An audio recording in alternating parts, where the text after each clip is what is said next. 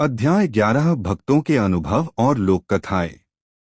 केदारनाथ धाम केवल एक मंदिर नहीं, बल्कि अनगिनत भक्तों की आस्था और अद्भुत अनुभवों का भंडार है। कहा जाता है कि जब कोई सच्चे मन से हर हर महादेव का उच्चारण करता है, तो हिमालय की चोटियां भी उस आवाज को प्रतिध्वनि बनाकर लौटाती हैं। कई श्रद्धालु बताते हैं कि यहाँ पहुँचने पर उन्हें ऐसा लगता है जैसे उनका शरीर हल्का हो गया हो और आत्मा शिव में विलीन हो रही हो। लोक कथाओं में एक कथा प्रचलित है कि एक वृद्ध महिला रोज नंदी को प्रसाद चढ़ाती थी। एक दिन भारी बर्फबारी हुई, परंतु वह महिला डरी नहीं। उसने कहा, मेरे महादेव मुझे बुला रहे हैं। वह मंदिर के भीतर गई और फिर कभी बाहर नहीं लौटी। लोग मानते हैं कि वह शिव में ही समा गई। भक्तों का मानना है कि जो कोई भी सच्चे मन से यहाँ आता है, उसका कोई न कोई अधूरा कार्य अवश्य पूर्ण हो जाता है।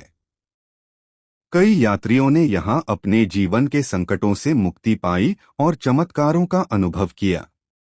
अध्याय 12 वर्तमान यात्रा और कठिनाइयाँ। आज भी केदारनाथ की यात्रा आसान नहीं है। ऊंचाई लगभग 11,755 फीट है और मंदिर तक पहुंचने के लिए 16-18 किलोमीटर का चढ़ाई भरा मार्ग तय करना पड़ता है। यात्रा शुरू करने से पहले भक्त गुप्तकाशी और सोनप्रयाग तक वाहन से आते हैं। वहां से घोड़े, खच्चर या पैदल यात्रा करनी होती है। कठोर मौसम, पतली ऑक्सीजन और खड़ी चढ़ाई, ये सब श्रद्धालुओं की परीक्षा लेते हैं। कई लोग बीच में थक जाते हैं, परंतु बाबा बुलाएंगे तभी आप पहुंचोगे, इस विश्वास से आगे बढ़ते हैं।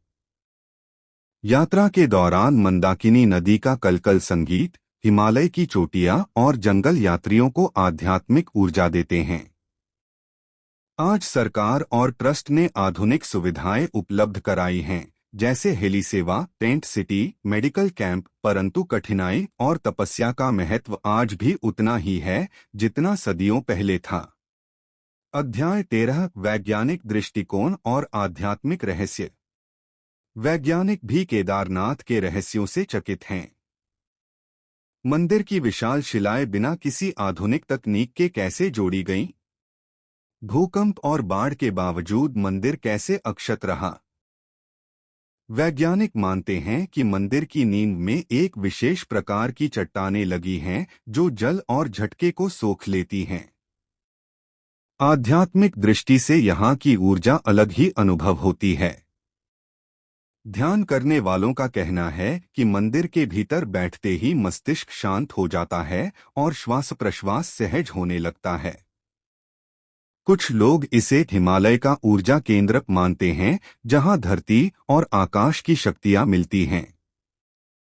पुराणों में भी कहा गया है, केदारेश्वरं महापीठं तत्र देवाः स्थितायतः, अर्थात केदारेश्वर महापीठ है जहां स्वयं देवता भी निवास करते हैं। अध्याय 14 शिव की महिमा और मोक्ष की प्राप्ति।